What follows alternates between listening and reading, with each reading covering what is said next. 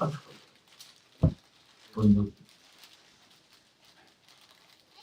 you all for joining us. This is our, as Brendan mentioned, this is our first lesson learning. Again, we hope that this will be efficient, and we invite people who would like to speak to contact us, and we'll schedule lunch and learn with you.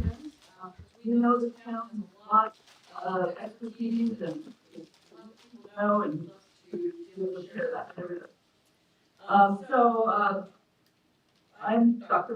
Hatfield, you know me.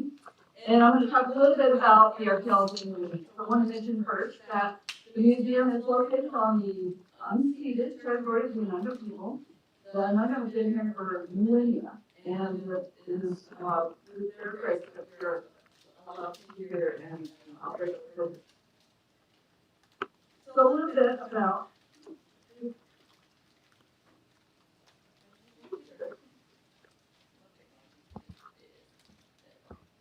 So I'm going to talk about the people of the region, how people got to this region. And in case your Americans are here,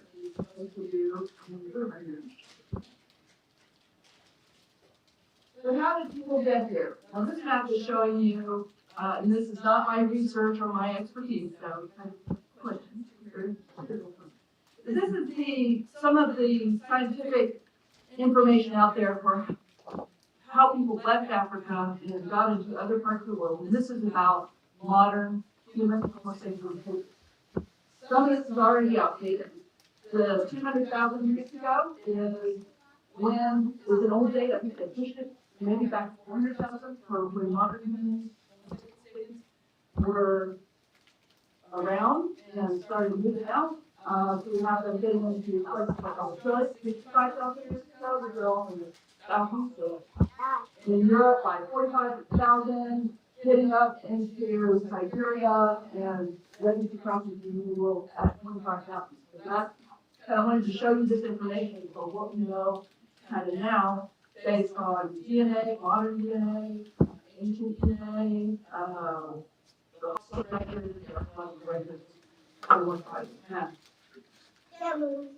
and I wanted to mention a couple books. If you really want more information, who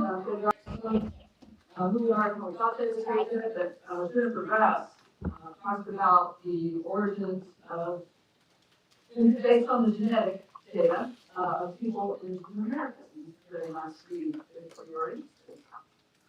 Okay, so it's not quite as simple as I just said, modern humans, because there are also archaic humans, or Homo sapiens sapiens as a sub. So Homo is our genus, sapiens is our species, and sapiens is our subspecies. There were also Homo sapiens Neanderthals and other archaic forms of humans who had left Africa sooner, were occupied places like Europe. That's where Neanderthals, you know about Neanderthals or Homo sapiens Neanderthals. They were occupying a very cold landscape. They had physiological adaptations to that environment. Well, we see it in other places too. I kind of want to point out the Unalaska Cave. It's a very exciting cave where they're finding a lot of really neat research. A lot of data, which includes archaic humans, modern humans, technology, and also I want to point out people getting over closer to the Muslim world, getting into Siberia around 32,000 years ago, to Japan by the years. That also includes the archaic forms. It's really a mixed picture, and people were moving on both all of these human creatures were moving in every which way. It's never one-way street for human migration. So here, this has, I just want to talk about how, people getting into the Arctic wasn't easy. There were some key innovations that had to come first, and one of these is tailored clothing in the IUD. That allowed people to occupy landscapes that were very, very, very big. Neanderthals seem to have, let's remember that our record is not full. We don't have a lot of those spots that we can like clothing. So we don't see much evidence for Neanderthals having clothing. They were living very healthy. They had many biological features that helped them survive the future. But with modern humans, it spread pretty quickly out of Africa and into these other regions, and use technology to combat a lot of the culture.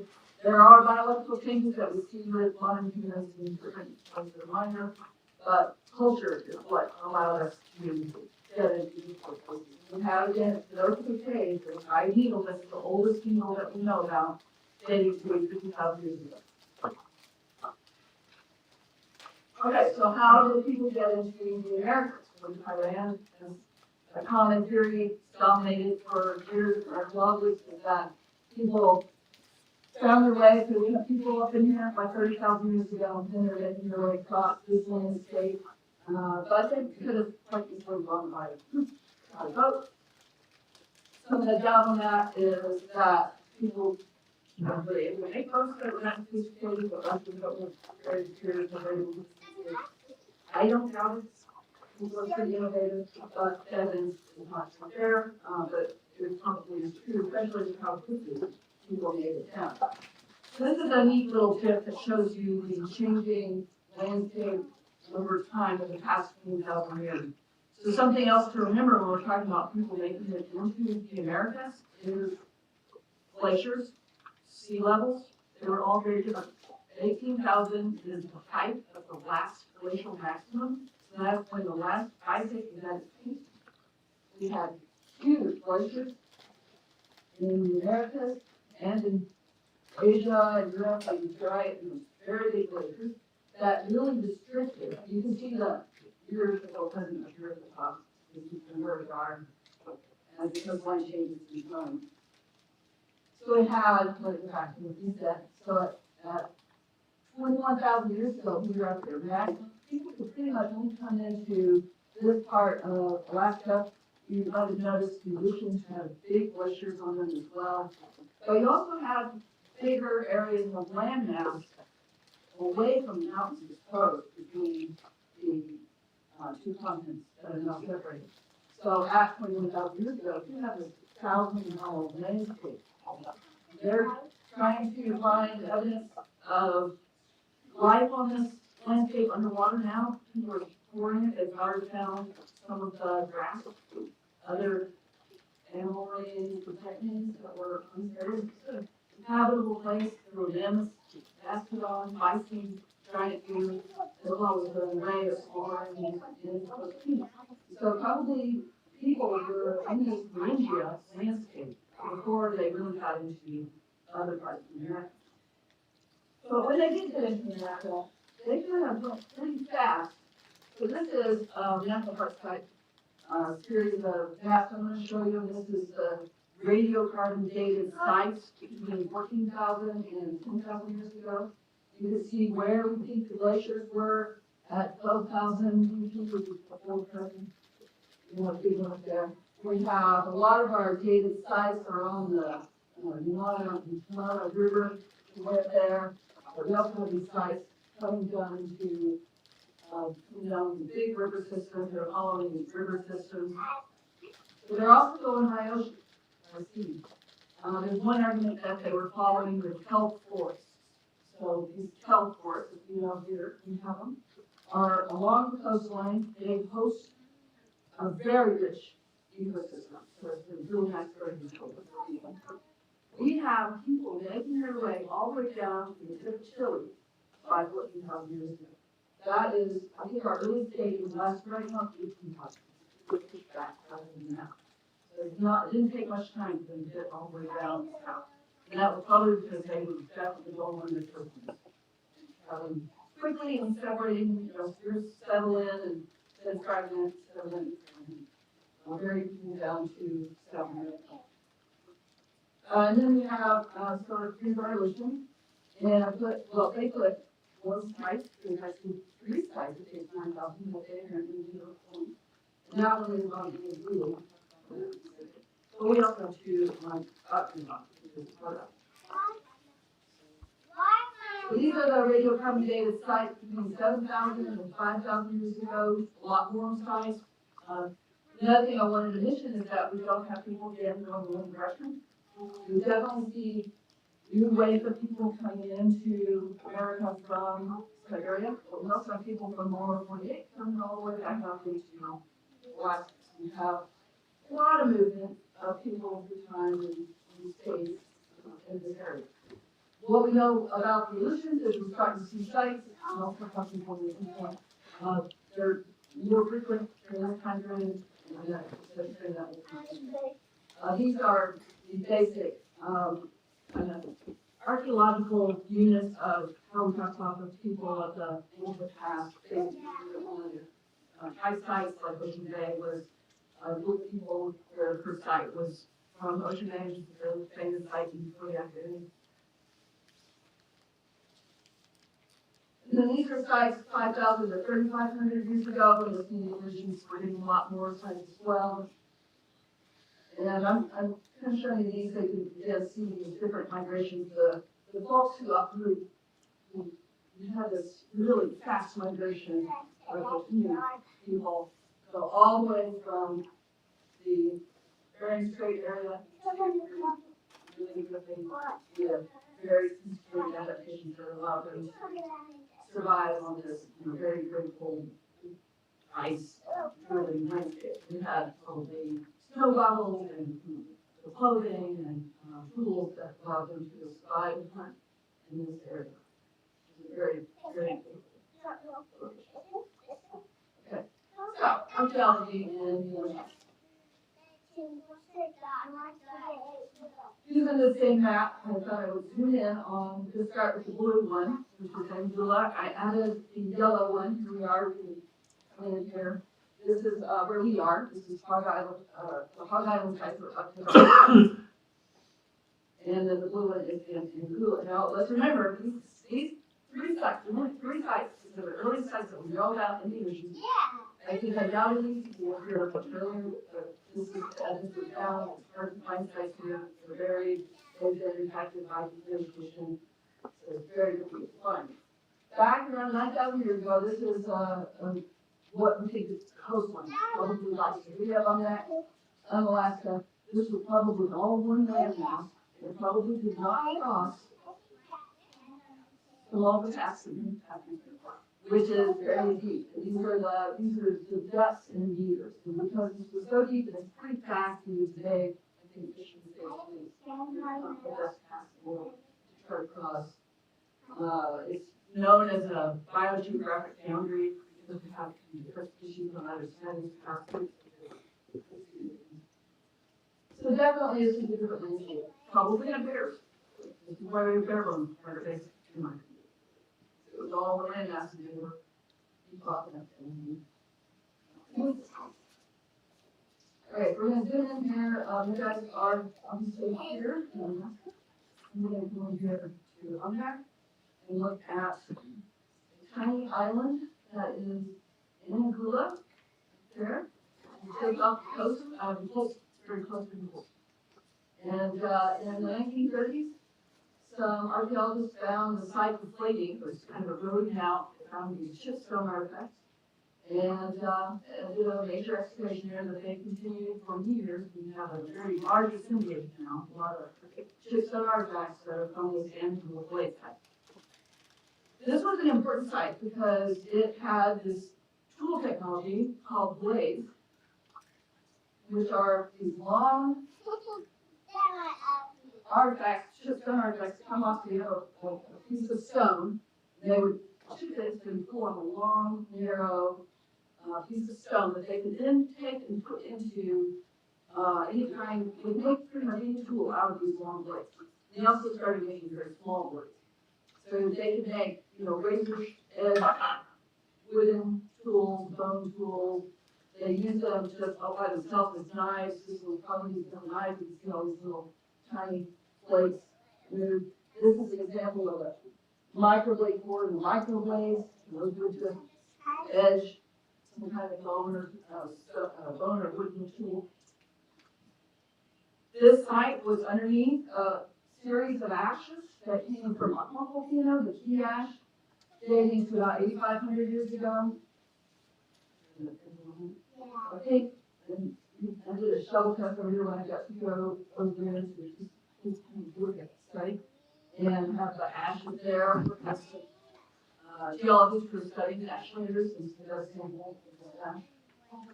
And because they're buried under the site, that's how we know how, it's one engineer how old they were. So now we're going to zoom into the Unalaska sites.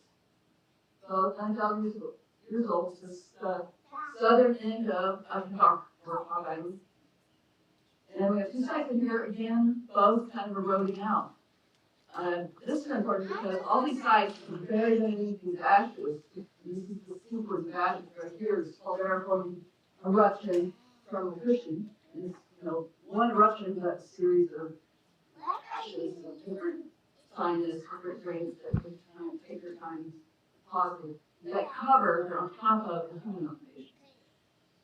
So there's an argument that these in both sites, both Anagula and Upnadok have these calariform eruptions, one from Lockpond and one from Cushing, covering these sites. So it may have chased us down. Again, I don't think so. We're pretty mobile. We have pretty mobile toolkits and be able to move away from this area. But maybe they did move away from Unalaska Bay or people who years. This is an example of the tool. These are from the Upnadok site that reconnected called Wood Blade at first, and Upnadok was the one kind of higher up. The other site is called the Bruce site, and it's a little bit down. There's a nice spring there that you can see the trees over at on Hog Island, That is that's all kind of live by from really nice water source, and probably a big factor might be eroding there. This one is just kind of showing microblade cores from inaugural blade kind of technology. And that microblade technology is something that we can kind of trace. We can trace people by this technology because it is distinctive. So the people in the Nenana and Tanana rivers of inland Alaska have a really distinctive style of microblade core. The ones out here are a little bit different. We can kind of see this technology move into these areas and change a little bit. Okay, so we do have, so we start seeing more sites between 7,000 and 5,000 years ago. We have two sites that dated 7,000 years ago, one on Adak and one on Pac Island. Those are the only two sites that they have. And then we have this oldest site, is our Harbor Bay site, with a 5,400 year occupation. And these sites we have just very little information from the 7,000 year old site. This is the Tudiakos site on Adak. I believe it was named after them. He was one of the it was all that white stuff in big kind of cardia clam strips.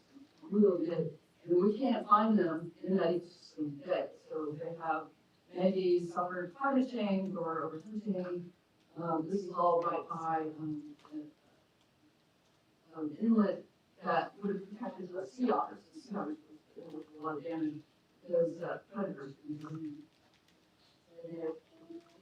This is the tools from the Tudiakos site. You have Thomas stone graders, these would have used to sharpen bone and wooden tools. You have some tip stone tools that don't even know that person. It's beautiful with others. This is the Naknek Quarry site. I'm pretty sure this is located right above the county Moses Dock, and it had a really beautiful, finely flaked pine face. That's interesting because with both of these sites, we have this biface. And biface is a different technology, and it's a stone that's been worked on two sides, and that was not seen in any of the 9,000 year old sites. So was it something they figured out how to do? Was it from interactions, as I was showing you on those maps, with all the people coming and going in different things, over large areas?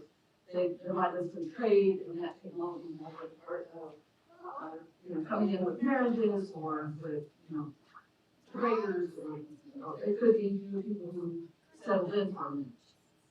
But we still see the microblade technology, which makes me think you have the same people with the new technology. And then we have this, this is the, so this is market. This, we have the sites that date between 5,000 and 2,000. Now we're starting to see sites up and down the chain. So we'll talk about a few sites that go down to, hey.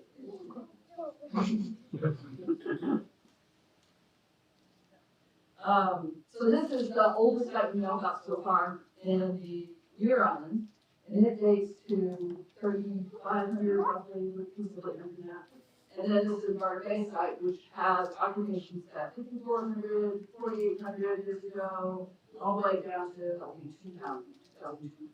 There's like 4 or 5 occupations. We're just starting to see a lot of proliferation, a lot of diversification, really fine, well-made tools. Potentially, this Arctic small tool tradition, which is one of those migrations that came into Alaska around the modern day speakers, and maybe they found their way down into the ocean. Debatable.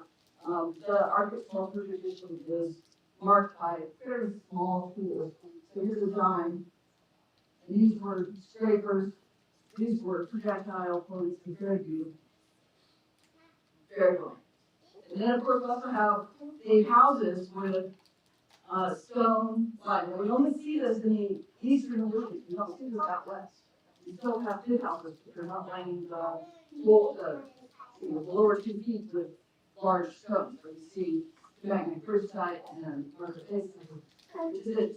And some people believe that innovation for a very cold period, and that's something that we have some researchers who are reevaluating, looking at the animal species, to see if that means more like the cold period, or if it's just a variation in human behavior. And these are some of the tools that we see during this market phase. I think the grid connect divided these into time periods. I'm kind of keeping them all up together. Sometimes that's a forced category. We're also posing categories onto what we're looking at. I don't think a lot of work has been done enough to know, what kind of projectile points, what they look like, and what time period, and how much that can tell us about interesting time. But we still see microblades. We still have these bifaces. These are these large ones that were here, 2 sharp ends. Those will probably use as knives. They can still be used as very large spear points. Sort of styles. These are these boards. We have these bowls and lamps. We have those back 9,000 years ago to the present. So,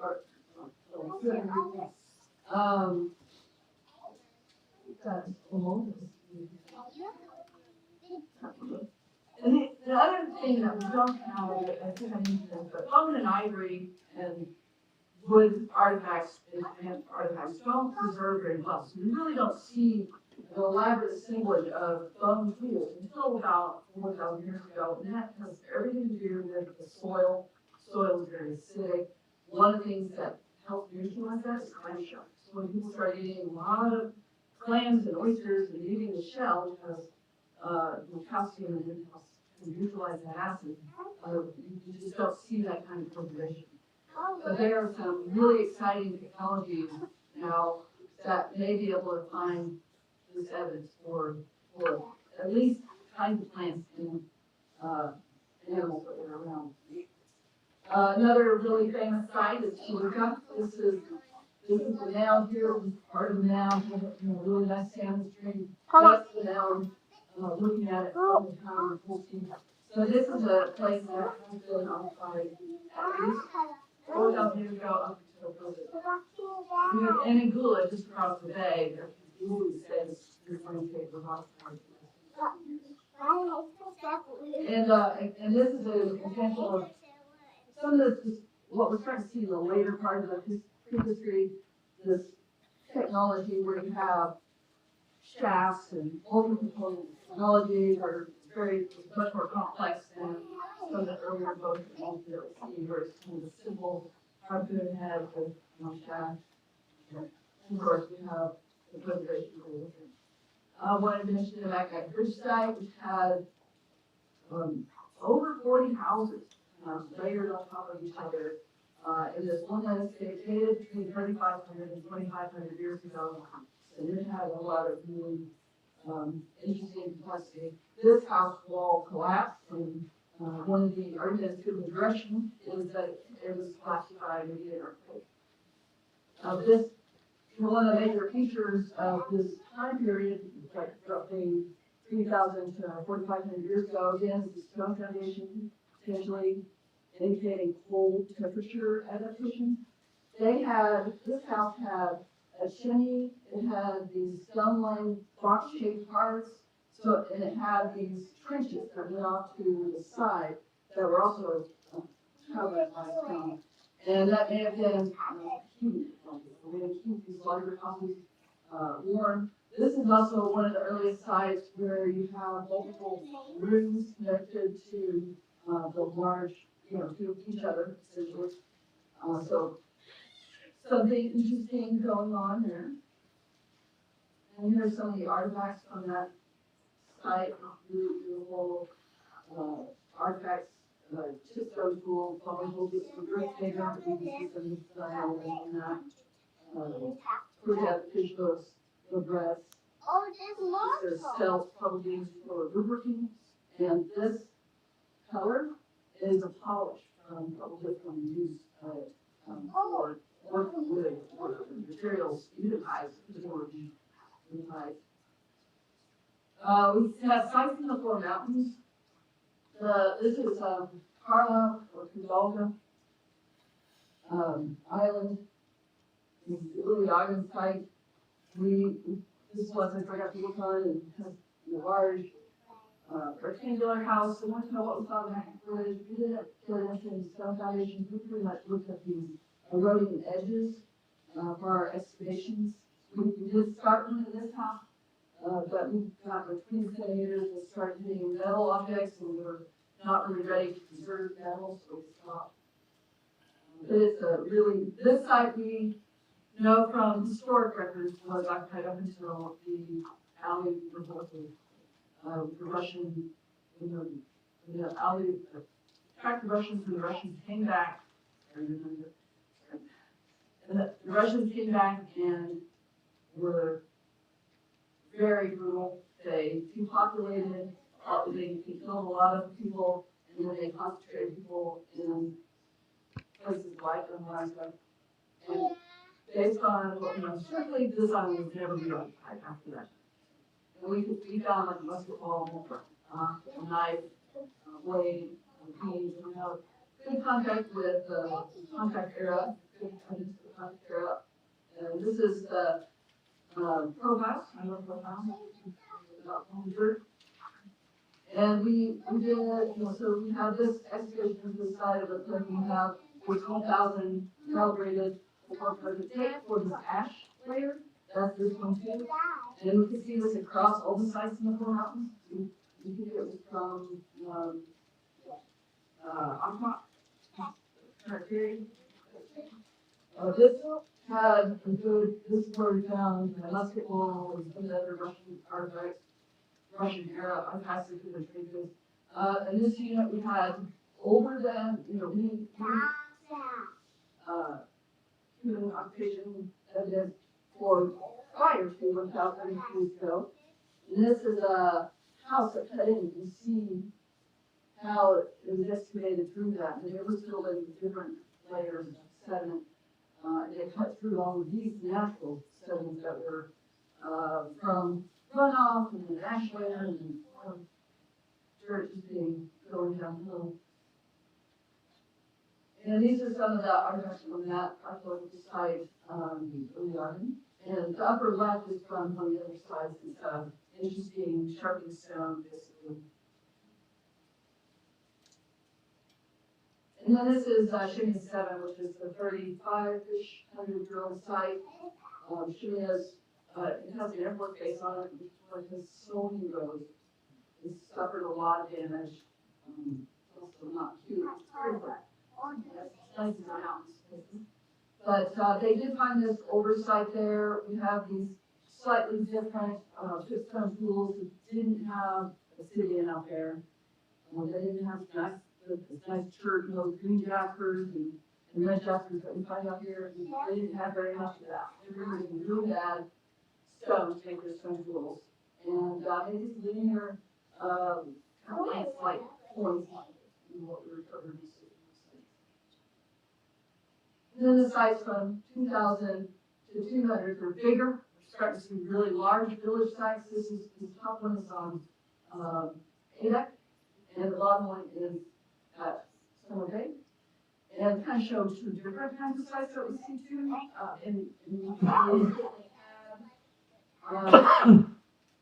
These sites at Summer Bay. So Summer Bay, you guys walking out there, that was probably used more in the summer. It's not that it couldn't go up in weather like this, but when it started blowing from the north, it was a really difficult place to be in. Undoubtedly, that was more likely used in the nicer months when we're coming from the south and for fishing, and maybe they found houses at the expedition detective back in the mid-90s, and we found just these little, we've been over there since 2013 and 2019, and we found kind of little layers of cooking, basically, pockets of fish bone, one or two sea mammal bone. It's very sandy, so very acidic. Don't have a dense amount of fossil trail, so we're missing a lot. But we think it was a criminal use. Whereas these larger sites, there's people right there, so you see all that kind of fluffy green stuff is showing kind of the bushy growing on top of these pit houses. You know, a lot of pit houses over 40 in that area. Down there too, standing inside one of the houses. And so we're starting to see a lot of these across the chain now. By 2,000 years ago, we have them on that too, which is our furthest west side. And of course, I didn't talk much about the peninsula, but of course, the peninsula was kind of only filled up soon. So people are much earlier. One of the new artifact types that we start seeing on these brownstone ooze, sometimes on slate. We don't have a lot of slate up here. So there's an argument that people started trading more or intermarrying with people on the Kodiak Island. You have slate and then you do see ooze.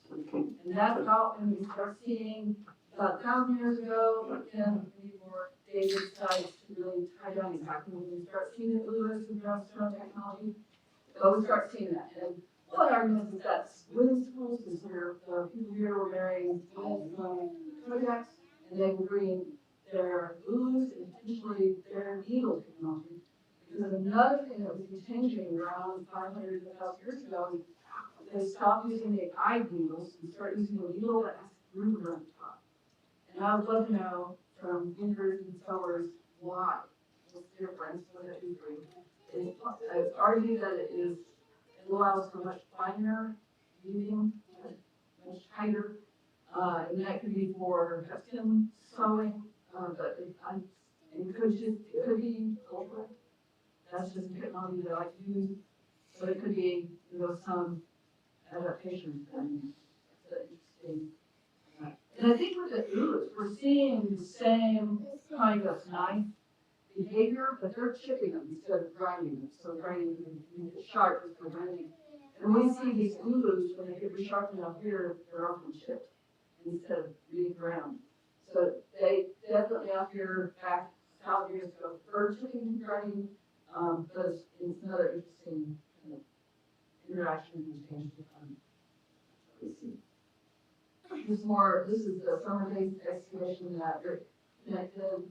This is showing they have stone foundation at that site. It's old estate, 100 years ago. Seabury has this. You seen it at the museum. This is on display, and it shows you how they made those needles.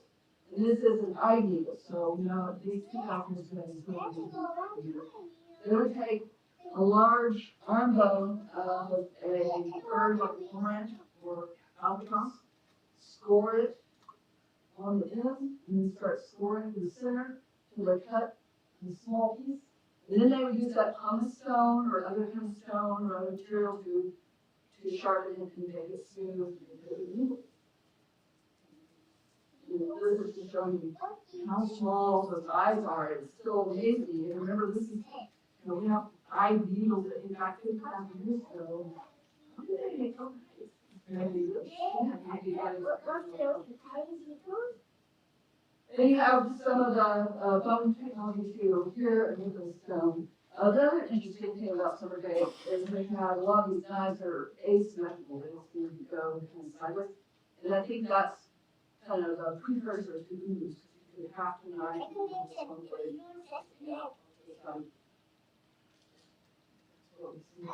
we have sites on the here on the left. This is a house that had a well bone in it.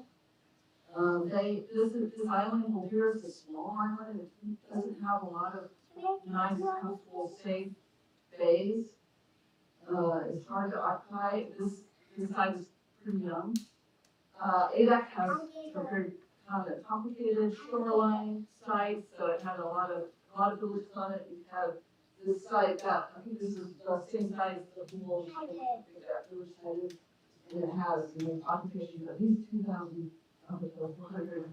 And we had good dates on actually for these for that site too. And ADAC took a good job of dating all of the organic activities. You can pretty much date, this is called the 4-year ash, and they have date more than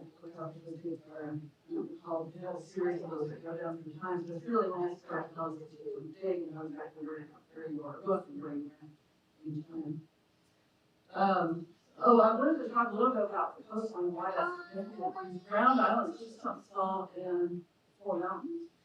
We did several shovel tests and tried to get a lot of radiocarbon gas through the occupations in the villages there to see when people first got there. We didn't get any archaeological evidence older than 4,000 years ago. These are mostly ground sites, keeping back to the War coastline, nothing like the Alaska, which is very complicated coastline with big bays and reefs and things like that. The 4 mountains we saw abandoned a couple of times. One of them was for over 700 years, which is interesting. If the volcano caused people to leave for a minute, it seems like 700 years is a long time away to come back. It seems like maybe 2 years. Maybe we start exploring again. So it makes me wonder if those small islands, like Bolivia, like Carlisle, and others, then you have these small little islands around. If people couldn't quite do it all the time, then we can start out or something like that. And whereas on Alaska, I'm going to actually big islands with really diverse ecosystems, rich grocery stores. Really offer a lot more variety to make it so you can survive throughout the seasons and throughout the environments were changing all the time, not just now. So this definitely saw disruption way back then. And that's how we said. That's the site we're currently working on. So this is out in a magnetic pit. It's another site. Our oldest figure is 1200, only 800 years ago. Up until 1700. I mean, really, it's still out there, right? It's still in that area. And I didn't throw a whole bunch of pretty pics of artifacts yet, just go into it. But we are seeing some neat burn features, pits, sea lion scapulas associated with these pits. So we're looking forward to this season. We'll be out there in July working again, so come join us. We'll be doing community archaeology on Saturdays. We'll announce that. Yeah, that's another thing I wrote. 9 this is remarkable. These sites that date so late in history and have these deposits that are just really, really high. That's how they're growing these is like at Lugo, 4,000 years old, 4,000 years of deposits is very long, very long. This is not, this is not unusual. This is probably Unalaska City has really wonderful food, really good fish up until we had contamination from really here. It's all, and so people were pretty much thriving in the ocean for a very, very, very long time. This is all, if anybody has any questions? Those Is in Siberia, I can't, but it's still pretty far west of, getting over to the New World, but it's north enough that it would have taken a lot to, acclimate to those temperatures. They do offer a nice kind of. So New York last sounds well, That's the theory. There, and, some of the technology I was talking about, like this, the ancient DNA has revealed a lot. They're now, there's a really great novel special, it's called, something about the oldest DNA. There's this new technology called environmental DNA, where they can just take samples from dirt and they can pull out species from that dirt. And it's just remarkable. This Nova Special talked about, they were able to get back 2 million years ago, which is really difficult DNA to survive, or even if it would last that long, that old.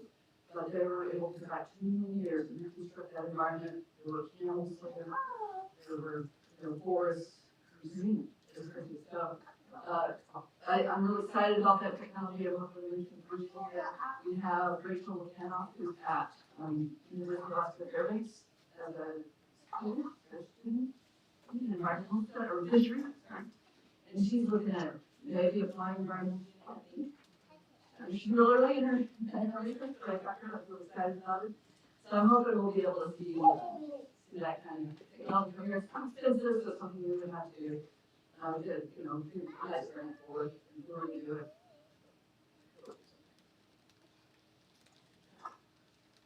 Yeah, this is the big house that you mentioned, available structure. Is there any evidence that there was, travel or state hope and the theory for? I don't know about, we've been able to track trade and interaction with that with obsidian, because obsidian you can trace to, it cools so quickly that it represents the magma chamber. So you can trace obsidian, so you can find the source back to it. With that, they've been able to get a Margaret Bay, a piece of obsidian that where pieces from mainland, I think it's in the St. Elias area, but it's pretty far away. It's 800,000 miles away. So we know people were at least trading obsidian, and we have aqua. So a lot of it's being used in the sites here in Alaska. You go back to them about aqua's about 60 or 90 miles away. Acton's maybe 30. And so probably early on they were accessing those directly, but after a while, as people became densely populated, the islands got more and more populated, some of those resources were then protected and they part of trade. So the whalers were trading for obsidian. You have different kinds of interactions in that. And we have aqua obsidian out on ADAC at that. I think it was at the, I can't remember. It was either the 2D outside or the 0. But that's pretty far as well. That's much more.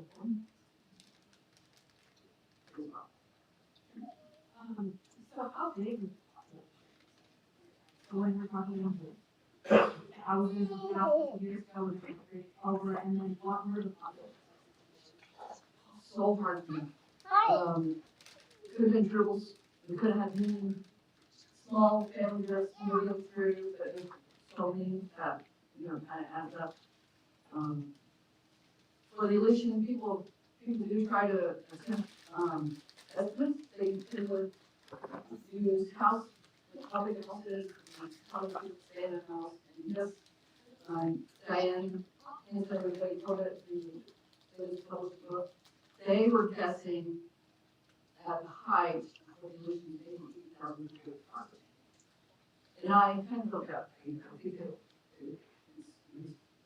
your time, once you acclimated to them, you're okay with it. But it's hard to know. And, surely early on, there weren't as many people, but with that 2,500, because what we find is sometimes accidental, all through 9,000 was being discovered. We haven't done any kind of systematic, digging of holes in all of these places. We have a landscape that was glaciated, took away a lot of topsoil. So you're looking, when you look at this side, you see you see those strata, orange. That's the Aqua of a cushion, caldera forming and eruptions that date between 8,000 and 9,000 when the first one forms on bedrock. We're having to look really hard for sites that still have sediment that was preserved past that massive land wasting event with those glaciers. So it's hard enough. Well, normally, and that's why with the Unalaska thing, it's kind of rewritten a lot of what we know. We keep finding archaic human species in different places like the Philippines. They have the 700,000-year-old haunted. They have haunted people like us kind of. I think that 700,000-year-old one is not the same species, same genus, form of and then there's like a 70,000 one that is a Homo sapien, like archaic species in the Philippines. What's that? The Florensis, Homo sapiens Florensis, or the Hobbit people. They're from like Java Island, Indonesia, that area. And and survive, they were cohabitating fire humans for a long time. It's just such a densely wooded area that it allowed that. We think that with what we're seeing with the DNA, with like Homo sapiens and Neanderthals, they intermarried. And there was so much modern human Homo sapiens DNA that it's swamped. You don't have very much showing up. And that's only in our European population. For Asia, we're probably going to see the same thing with the North. Probably they were intermarrying and interacting in all the ways we take, and it's just a matter of population. It looks like that egress of people out of Africa, modern Philippine states into the world was very, there's so many people. Fragmented, not that it's overwhelmed the other countries. And they moved fast, they did things different. This is where you start seeing the really fabulous cave art in Europe and other places. Australia. Australia, though, that seems to be correlating with some archaic humans, home sapiens, some are not sapiens. And they're going off for a 10. I suspect we're going to, that's another thing really for today is painting on the wall, you're not doing a lot of organic stuff that can data. And our radiocarbon dates have a hard time getting past 50, 60,000 years.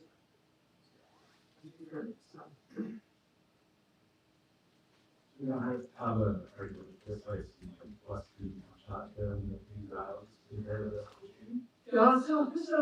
But then a lot of investigation on these sites for these really famous one issue that has a sequence populations that because a lot of our people were looking at it was for a while there, especially the harvest people, they had a really long, beautiful projectile home that had long roof and it was very diagnostic.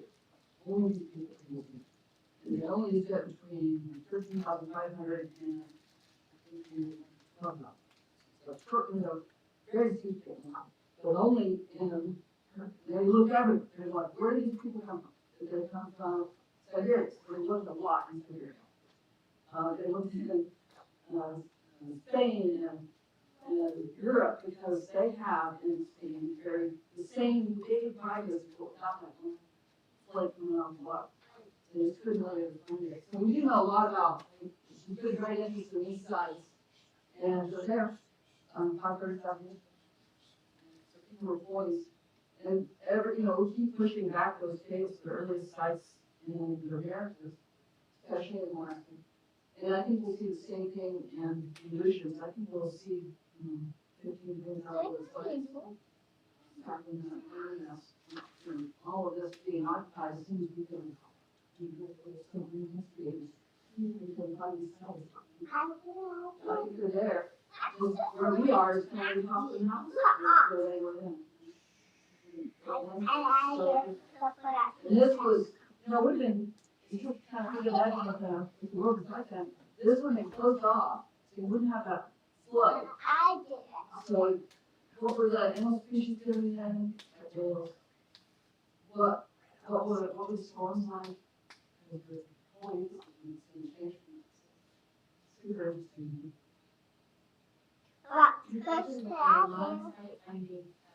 Metal, but that we don't have the capability of considering right now. We're not even realizing that. I mean, other people do. Yeah, amazing. But we weren't prepared for that. And that's what happened on Bolt 2 I was guys doing on the expedition. Sometimes you encounter stuff that needs, like, for metal, to stabilize metal, needs to, okay, but John knows, maybe unstabilize metal. So they'll very quite competitive. And that, when you're in the field, you have to keep it wet, stable. You don't wanna like take it out of the elements and preserving it. So if it's in, like if you find it in kind of like mud, you wanna take that mud and get it up. Because if it's stable that long, by the acids and the other chemical reactions, in the ground and whatever else is surrounding it, if you take it out, without proper process, it's gonna oxidize really quick. It's gonna rust, especially if you're talking, things that have already have, cracks in it, that oxidation is gonna go straight through, and has to. And just like entire. But I mean, if you go prepared, you can estimate the size.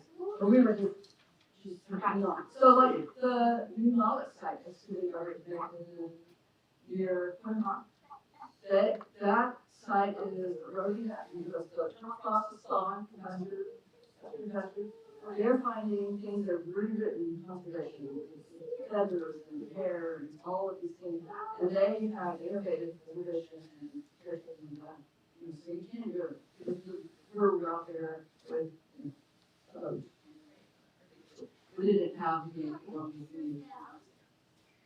I was just going to mention an example of this that's fairly recent is the Clustabor, where they pulled up the anchor from the 1800s, and they brought a preservationist out, and his reaction was, "Oh, just dump it back in the water, because that's where it's coming from, so that's where it's going to be best preserved until you figure out what you want to do with it."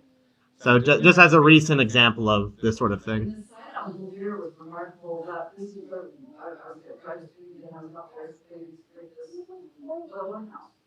And on the outside of the house was one church. We started excavating that, and it was green. When we first traveled, it was really light and like that. It was like no oxygen in that dirt at all. And we started encountering wooden artifacts. We didn't know we destroyed aliens, we drank that, and that's today. And so that would be amazing for us to go and find out what food you're going to do. It's not good news. And you want to go out there with your conservators, or at least a methodology in place. Significant happen. Yeah, I just really, once again, I know those sites they've been able to look at are 2,000 years old, and we love to see that, we just think about the big village size, and great babies and reefs, and so there's a lot of big villages there, but not a lot of work. Because it's not always hard to work, it's nice stuff to help people to work. The one thing I found is ourselves is exciting about this place is that, every time you do an excavation, and you have everything preserved, you don't have cattle, you don't have farms. So like, I'm what they call a bird archaeologist, I love the layers, and they're beautiful. It's really nice to see these things happening naturally, hopefully.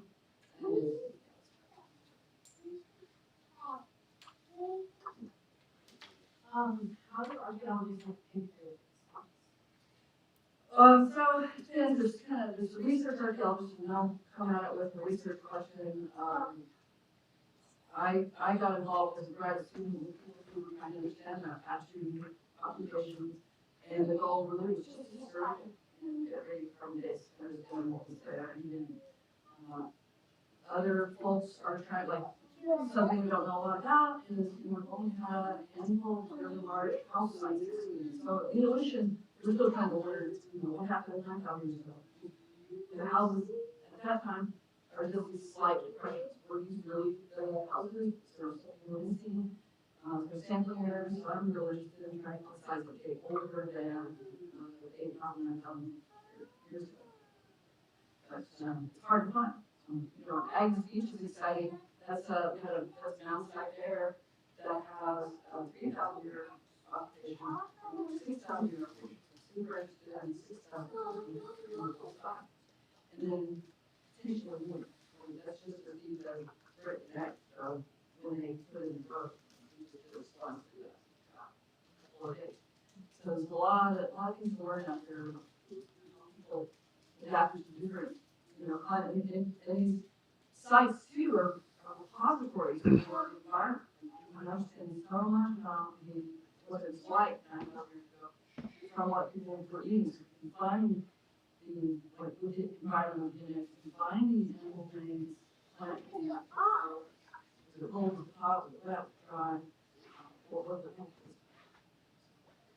Really is a repository. Another reason to kind of not go crazy with the figure is that because as we learn more, we learn more, a lot less. Right when you need to go devices, you just take tiny things down your color. Learn a lot about changes. Looking for us, microblaze or blaze? Blaze, worldwide. Blaze come first. We see them pushing those dates back today, 40, 50,000 years ago. We used to associate those with the movement of the people out of, that was the 200,000 year date in Africa. So their blade technology is pretty old. And they moved into the Europe area by 40, 50,000 years ago. They used to think it was only humans, now it's humans. What's the advantage of a microblade over? What's the advantage of microblade over blade? Yeah. I think microblades are just smaller and more portable. Okay. They kind of offer the same toolkit advantage, but you don't carry as much. It's a shorter blade. And we see the microblades come up. These are early days that are in the Mongolia area around 40,000 years ago. And then we can see those move into Siberia, into Japan, and then into the Mongol. So it's kind of neat. And it must have been like a really great innovation. You see it reappear with the Maya technology. They start with the kind of, in the oceans, you stop seeing microbes from 3,000 years ago. They stop using that technology. They're using a lot of just irregular plates as tools that I probably are more reliant on bone tools and stone tools. Still using it, just not making them as, they're just like some microbes. Maybe they weren't as mobile and we couldn't use it. But we see it in the Maya people, they weren't mobile either. They had really beautiful sealing techniques, really crazy, not functional things that they had were probably related to their physiology or, we don't know. But beautiful and complicated, and they were not in that place. That contains some, not new obsidian. This is my question, this is this, about obsidian. Obsidian is extremely sharp. I know of archaeologists who had cataracts, who asked his optometrist who used obsidian blade to take his cataracts out, and the doctor said, no, it's too sharp, it's too precise, if I make any slight movement, it will cut immediately. So the use of small obsidian could absolutely just be functional in the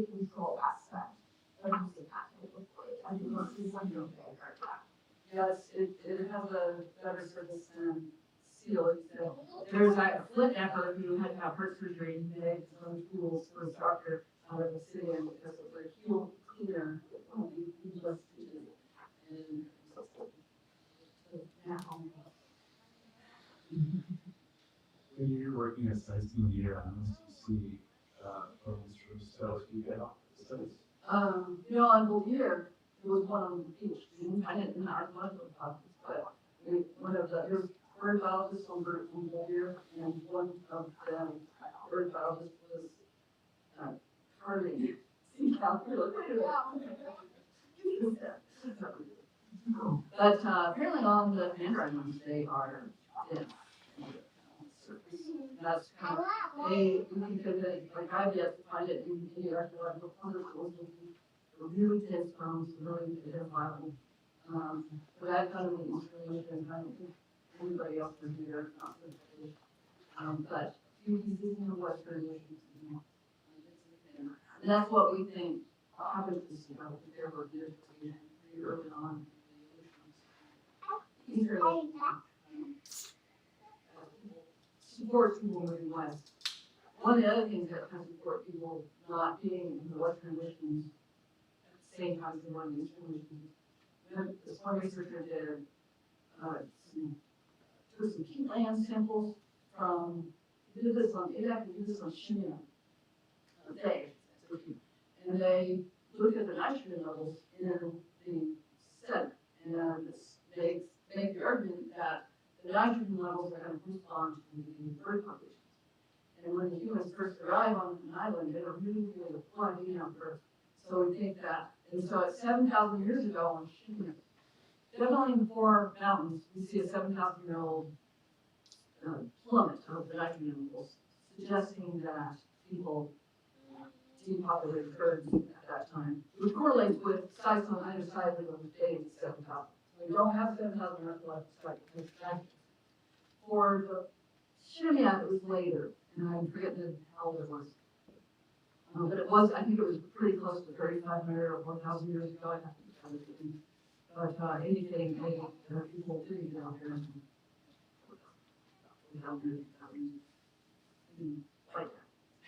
Because a lot of birds are brownies. The Fish and Wildlife are talking about how they finally eradicated the foxes off a lot of the islands to our west. And now those islands are really noisy. And whenever that noisy and foxes are, they do a good job of getting those ground nesting birds as well. That's why the Bouvier was such a nice island. They never had foxes.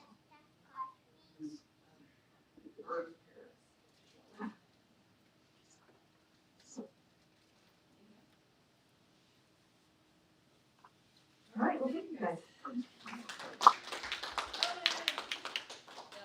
We are trying to get this book. This is Debbie Corbett and Diane Hinson's book, and it kind of sums up really nicely what is known about archaeology and geology of this region. I can't actually have to do it. But it's pretty nicely written. She spoke the other day, and I think a launch party with Fish and Wildlife, but as far as reading, we're trying to get to that library. We're trying to get it to the museum, but the publisher's in Germany and it's problem is, they don't want some book. So hopefully you're going to have it too, that these books in the library. There's a reference copy, and that one's available to check out.